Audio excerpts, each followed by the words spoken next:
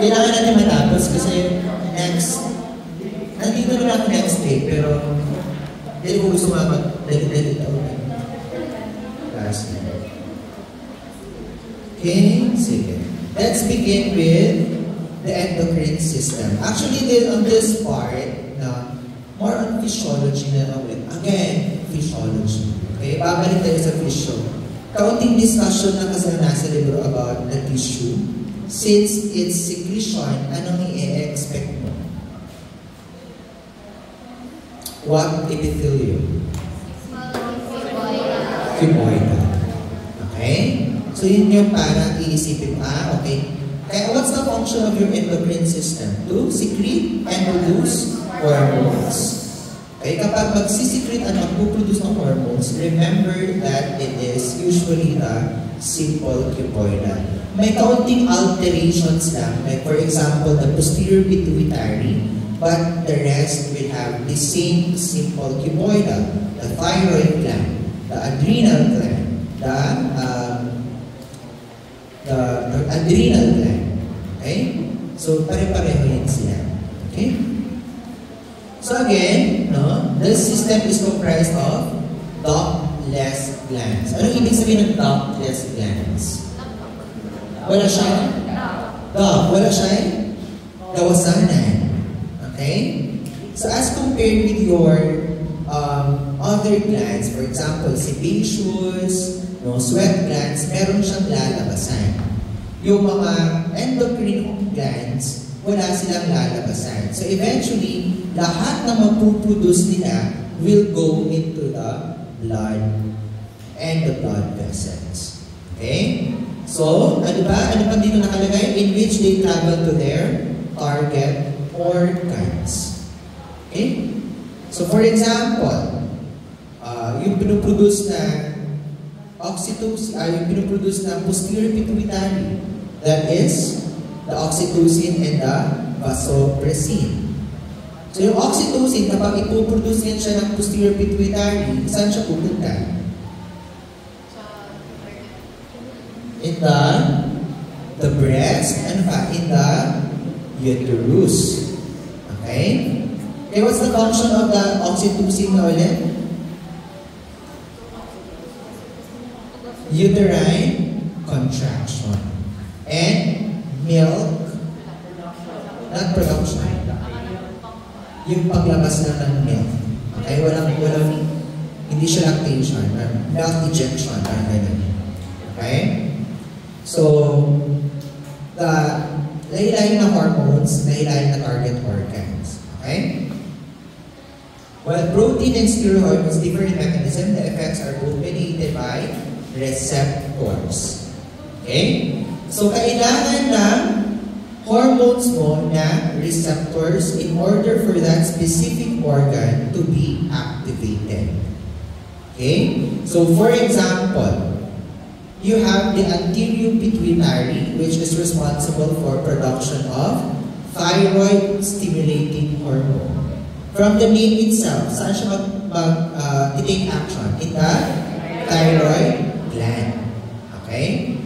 So, yung thyroid-stimulating hormone from the anterior pituitary, it will tell the thyroid gland to produce thyroid hormones. Okay? Kaya nga, thyroid-stimulating hormone. It stimulates the thyroid. Okay? Pero ang nagpuproduce sa kanya is anterior pituitary. Review nga, ano lang ang pinoproduce ng posterior pituitary? Oxytocin and vasopressin. Okay? Yung the rest, huwag ka na mag-isip, kapag hindi oxytocin, vasopressin, ang pinoproduce yan is, napuproduce yan is anterior pituitary. Okay? So, the endocrine cells for forming endocrine glands, you have the pituitary gland. Okay? Di ba? You have two, anterior and posterior. This is what you call the master gland. You still remember that one? The master gland is the pituitary gland. Because lahat ng stimulating hormones nang gagaling sa pituitary gland. Okay? Next, the the thyroid gland. Saan mo makikita ang thyroid gland? Dito. Okay? That's the main reason bakit merong goiter. That's the thyroid gland. Parathyroid glands. It's a small gland at the back of your thyroid gland. So kung butterfly lang siya, no? If you're going to draw that one, kung butterfly yung thyroid, yan, asa siya makita? Na siya dire, na siya dire, na siya dire, na siya dire. Okay? Sa likod. No? 4 na siya kabuo. What's the function of your parathyroid gland? To produce parathyroid hormone and calcitonin. Okay? Adrenal glands. You have the cortex and the medulla. Do you still remember the girls from Russia make great sex? Hindi na to. Hindi na kalimutan na. Okay? O, di ba na? Sa cranial nerves na, oo, pa siya feel. Okay? Ang girls from Russia make great sex. Muna to siya muna to siya glucocorticoid girls from Russia. Glucocorticoid, glomerulosa, fasciculata, reticularis, mineral corticoids, glucocorticoids, and adrenal sex hormones. Okay? Review na ninyo, bukawas na po na balik. Actually, mauna siya magpa-complicate sa endocrine system. The GFR make great sex. Mineral, gluco, and sex hormones. Pineal gland. Ano piniproduce ng pineal gland? Melatonin. Kung hindi melanin, saan mo makikita melanin? Sa skin. Okay? Kasi karoon na sa exam, melatonin, melanin, una-una pa ka. Okay? Melanin is produced by what? Melanocytes. Melatonin is produced by the pineal gland, which is responsible for sleep. Okay, or circadian rhythm.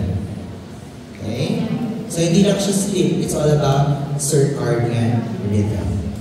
Ano ba? We have the pancreas, the thymus, the gonads, and the hypothalamus. Okay?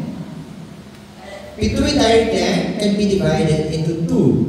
No? You have the anterior and the posterior. Yung anterior, ma-divide mo pa siya to the other parts. You have the distalis and the intermediate. Then yung neurohypophysis naman, that is mukhang different siya. Okay? Why? Ito siya parang normal lang siya na gland, right? Na parang simple cuboidal. Pero ang yung neurohypophysis, it looks like a connective tissue. But it's not a connective tissue. Actually, that is a nerve tissue. Okay? So, yung unique lang with your neurohypophysis is it's a nerve tissue. Okay? So, yung anterior or adenohypophysis mo, it's very typical. It's simple, cuboidal, epithelium. Yung the rest, nerve cell na yun siya. Okay? So, kapag hindi lumabas yung anterior lobe, ano pangalan? Adenohypophysis. Yung posterior lobe naman, neurohypophysis. Okay? Ayan. Okay? So, mga parts naman yun siya. So, if you are going to observe, you are going to see different mukha na hypophysis cerebrale. Okay? So, I have the intermediate, the nervosa, and the anterior. Okay, let's go to the anterior pituitary. Dito, we can divide it into two classes. What we call the chromophils and the chromophobes. Okay? Again, chromophils and the chromophobes. Ang tatandaan nyo dito is, kapag may color, that is tawag mo, chromophil. Kapag walang color, chromophobe. Because diba, chromo means color. Phobia means fear. So, fear of color. Chromophobes. Okay? Yung chromophils, they are subdivided into acidophils, which is the pink, the basophil, which is the violet, okay, or darker blue. Okay? Again, that is acidophil and basophil. So again, you are going to see different capillaries here. If we are going to zoom in here, you are going to appreciate different capillaries. Yung may color, that is chromophil. Yung walang color, that is chromophores. Okay? So yung acidophils, that's because of granules. Yung basophils naman, no? Secretory granules responsible for staining characteristics. Sige lang, discuss natin siya. Okay? Blurred mo po din ang drawing. No? Yung pars intermedia, on the other hand, this is what epithelium? Columnar epithelium. Okay? Why do you think na columnar siya? Anong function kapag columnar? Absorption. Okay? After mag-produce yan siya ng anterior pituitary, it will now be absorbed and it will go now to your blood vessels. Okay? Yan ang point dyan.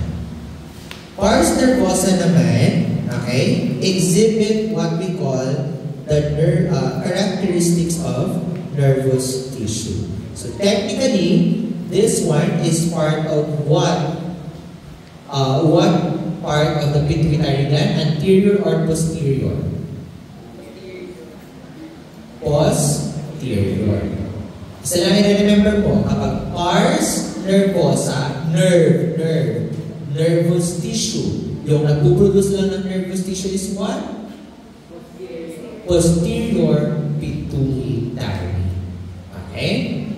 So dito, meron kang makikitang bagong term. That is what you call now the hairy bodies. Okay? And also, you are going to see pituicides. Pituicides. Pituicides. Okay? Gusto niyo medyo straight pituicides. Okay? Kaya kung gusto niyo emphasis, pituicides. Okay? So, ang purpose nito, it's not mentioned, but ito yung makikita. Okay? Yung darker, para may nucleus, that's the pituicide. Yung ito naman, that is the hairy bodies. Okay? So, emphasis na tayo, hindi na ako nag-deal more on the function. Masama ko na itong note niya. Okay? Next would be the thyroid gland. Ito very special and very unique. Okay? You have, no? Kung mag-drawing mo, Ani, you need to emphasize the pink na nasa gitna. Ano tawag dyan? Colloid. Yung border niya, that's the simple cuboidal epithelium. That is the thyroid follicle. Okay? The cell of the thyroid follicle is responsible for producing your thyroid hormone, which will be stored in this, the colloid. Okay? So after niya produce, magawas na siya. After niya produce diri, magawas na siya at diri. It will now be stored there. Okay? So this is, kung makita mo ani, very typical na siya o thyroid gland. If puti niya siya, kasi mo muna ko na first. Ano? Kung puti, kung nipis, adipose tissue. Okay? E kung Tagalog mo ni, parang adipose tissue. Kung sa pa? Alveoli. Okay? So, same na sila na nagalayo-layo na sila color. Okay? So, kung pink, hindi ba pwede ang blue siya? Kung nahimastin yung gamiton mag-blue na siya. Pero since you are going to appreciate it more on a specific stain like this, kaya siya ginagamitan na ganyang stain. Okay? So, kapag pink, ang laman, thyroid gland or thyroid follicle. Kapag puti, na medyo okay ang iyang nucleus, makita ni mga nucleus, aqueous, that's an adipose tissue. Kung medyo simple squamous nga ayan, that's the alveoli. Okay? So, dapat ay mo na muna is katulong mo sa tissue. Okay? Ayan. Can you appreciate this? This is simple cuboidal. This is simple cuboidal. Then this one is what we call now the colloid. Okay?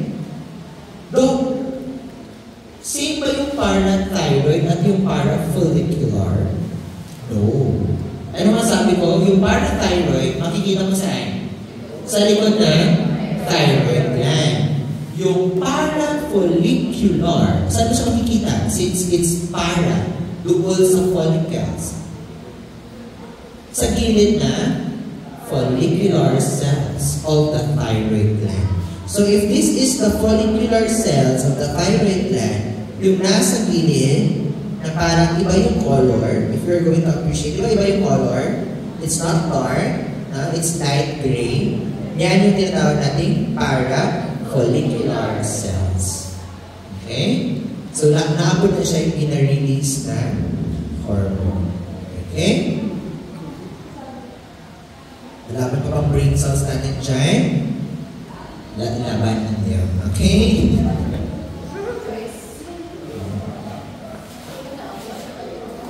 Partida ganyan, wala ganyan wala sa libro. The goal is for you to remember what you studied long term. Okay? If you were able to understand what you've been reading, you are able to discuss it, even though hindi ganun ka-kompleto, but you are going to discuss it to your colleagues on a term na maintindihan ninyo. Okay? So, para at least, that's the most effective way of learning. You can teach what you've learned.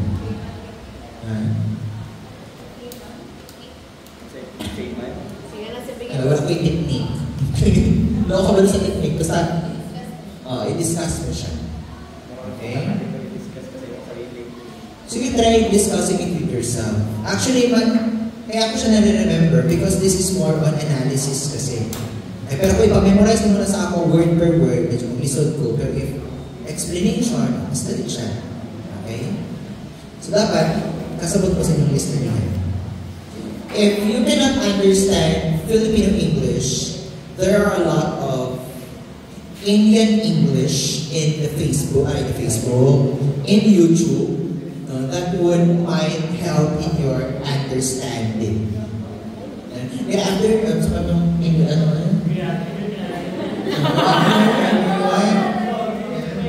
going to discuss. Do you watch Armando Hasundugay?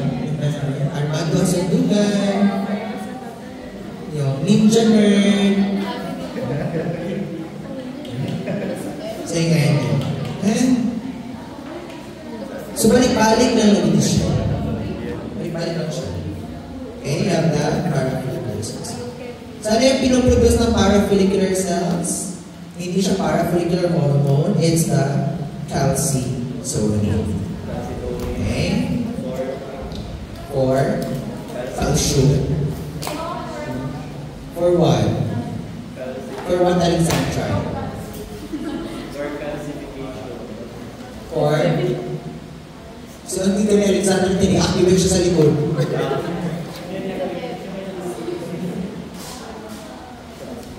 Sabi. But do you still remember this topic? Kung kasalihan ninyo, ma-recall pa ninyo siya. Familiar na lang. Nakalimot na yun? Familiar lang?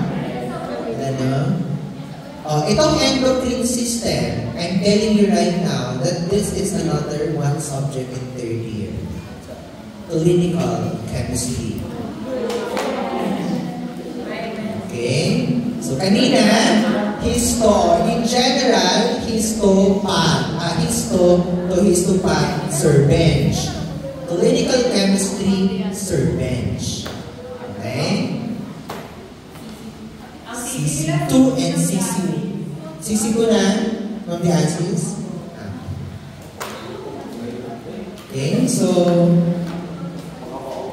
pasahanay mo gud siya og topic. Okay? Actually, mo kayo na-appreciate ako. Actually, same na mga ginastadihan. Naglailagi lang siya. Okay? Tayo mo ka-stress. Pag-study lang yun. Okay? Pag-study lang yun. Okay, thyroid gland. Okay. Let's go on to the parathyroid glands. Yung parathyroid glands, it produces the specific hormone which is the parathyroid hormone, which is responsible for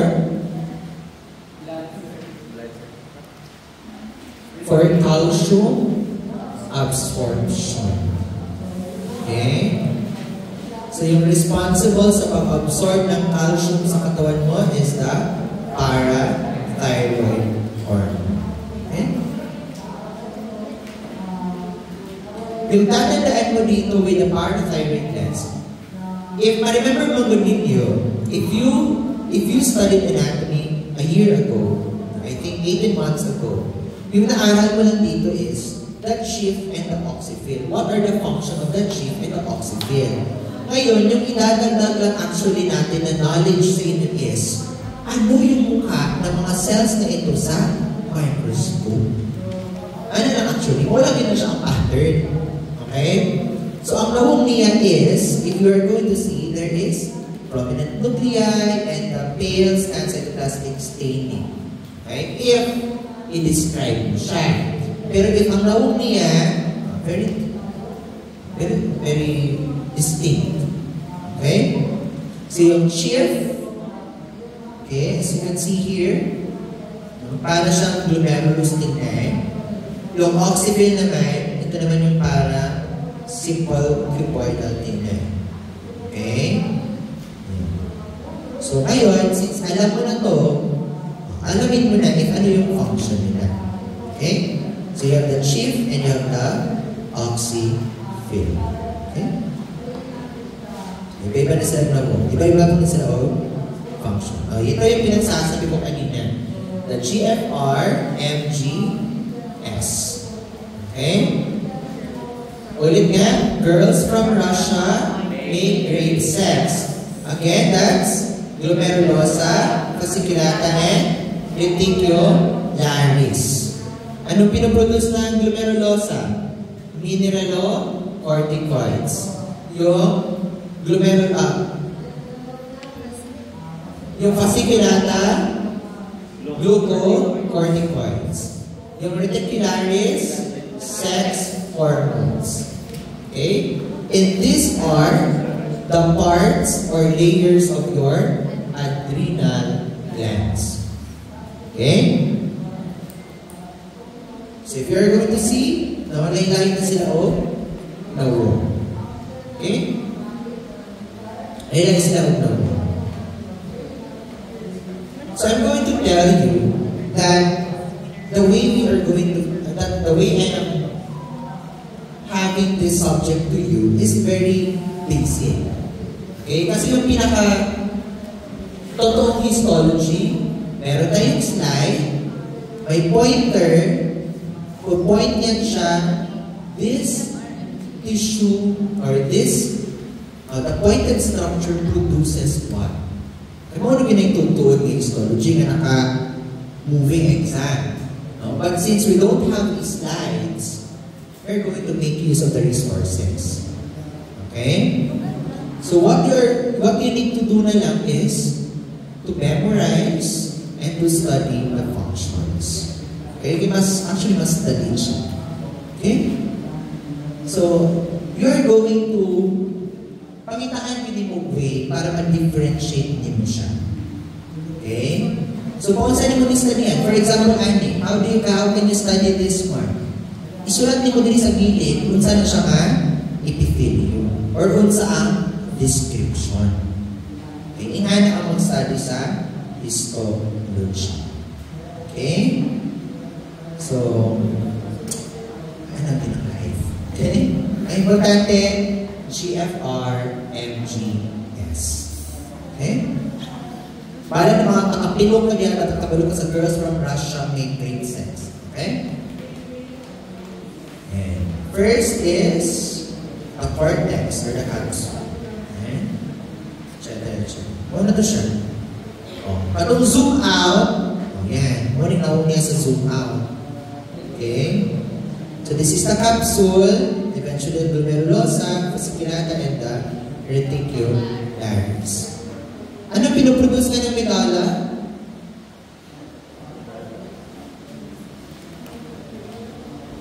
It produces what? The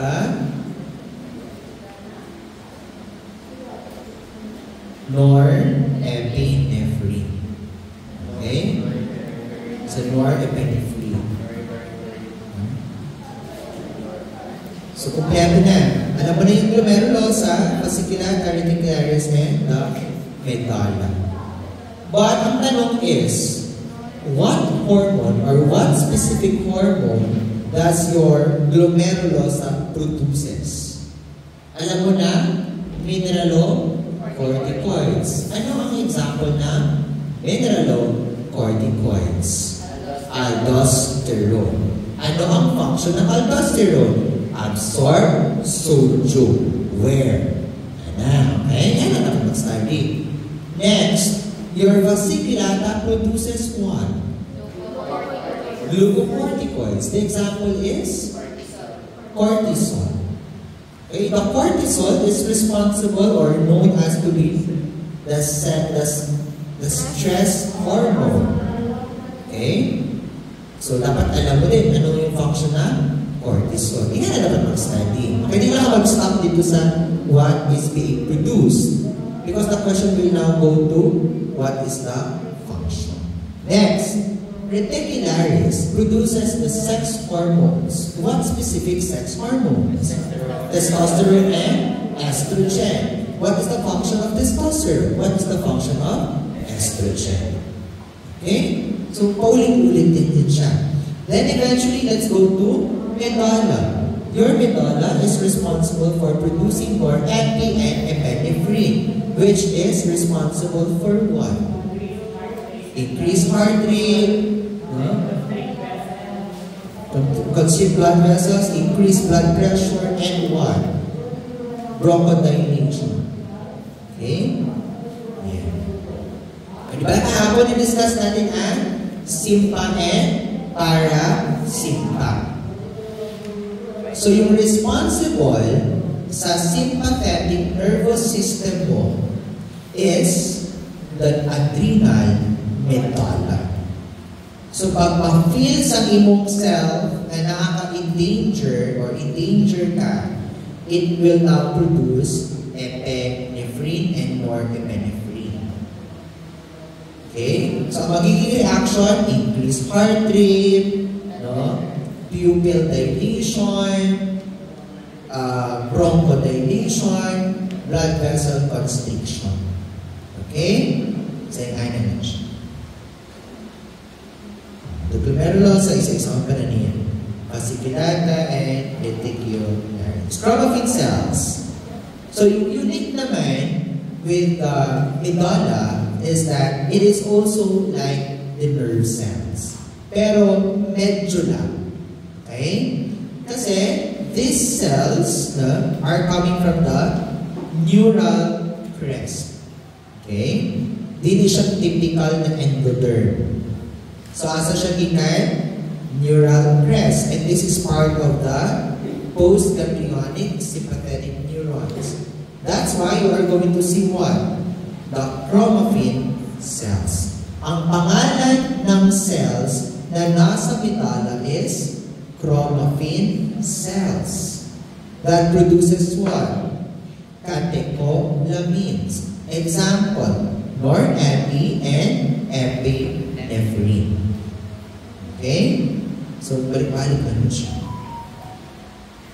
Okay, you have etc. So again, after di mo tumaybanan, you try getting the picture, tapos isulat niyo mo dito ang description. Okay? Ahapon na siya. O na dapat ang ginabuhat niyo sa inyo ang lab manual. Okay? So you study your lab manual. Okay? Let's try, etc. Pineal gland naman, on the other hand, meron tayong tinatawag na pineal sand. Okay? So this one, are basophilic extracellular concretions. They often calcify and make excellent radiological marker of the midnight. Ibig sabihin, kapag meron ka nakitang puti sa x-ray, you know that that one is the pineal gland. Kasi siya yung may automatic na parang merong bato. Pero di dito siya bato sa utok. Ina-secrete lang dito siya sa mga pineal gland. Okay, para pag x-ray, puti siya. Para siya na ay bato. Okay? So, pero ang tawag niya in histology is pineal sand. Okay? Okay? Pancreas, na-discuss na natin yan. Islets of Langerhans. It produces again insulin and glucagon. Kapag alpha, gluca. Ka-alpha, glucagon. Kung dito ka kain beta, insulin. Yan na lang. Para mas dali ka matandaan. Ang I-A, alpha. Ang I-B, insulin. Shadow, time. Okay? Insulin. Nakalimutan ko sa beta. Okay? Insulin. Okay? For example, di ba, nag-discuss na Hashimoto's thyroiditis. Okay? Di ba, nag-discuss na Hashimoto's thyroiditis. No? This kind of diseases, it will go back again soon. Okay? In IS, because it's an autoimmune disease. Yung point lang dyan is, ano yung mukha ng tissue ng Hashimoto's thyroiditis, knowing that it has been damaged by your own immune system. Okay, so, i-ana now. Okay? Saan mo siya mastudihan? In histopathology. Okay? In med school, wala na yung histo. It's now pathology. Okay? Yung mga doctor natin sa laboratory, ang tawag sa kanila, di ba, is pathologist. So, kaya, major nila itong slides. Okay? So, actually, in med school, nahihirapan din sila nito. Yung sa pato. I don't know why. So, kailangan mo talaga na good background with histo. Okay, kung pangit mo rin histo, magpato ka man. Okay? Atin na atin for you, check it out. Questions so far? Can we stop na the recording? What up my vlog?